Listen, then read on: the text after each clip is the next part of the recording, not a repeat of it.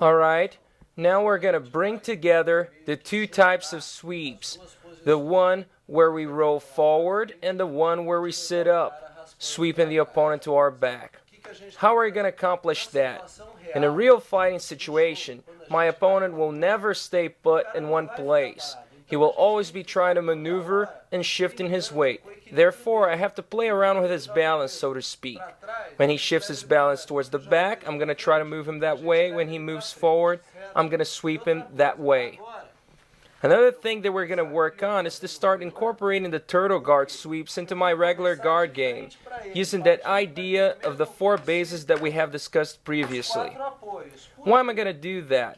Because if I simply get to the turtle position from the start, my opponent will be aware of my intentions. He will keep his distance. He knows that if he gets any closer, I control his ankle and sweep him. He will not want to engage. Also, remember that we're learning the turtle guard. It's a guard after all. So that we can lure him into the turtle guard and use our sweeps, we're going to start from the position here, the sitting up guard. And you can notice that it's extremely easy for me to make the transition to the turtle.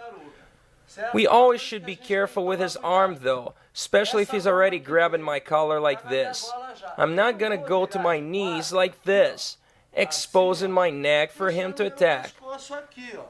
Whenever I start moving to the turtle, I'm going to duck my head underneath his arm, preventing him from getting a good grip. If I just turn this way, I'm going to give him the choke for free. It's a bad mistake on my part. Another thing that I will always try to accomplish is to go underneath my opponent. Just like in judo, where when we go for a hip throw, we're going to try to bring our hips underneath our opponents. Why do we do that? I try to get under Elan's hips in order to try to make it easier for me to off balance and lift him. Okay? I disrupt his base. I'm not able to accomplish that if I'm not underneath him. If he maintains a good base, it's going to be difficult for me.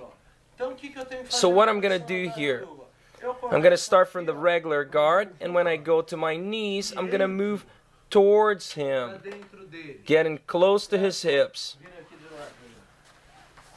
Now let's see how we make the transition from one technique to the other.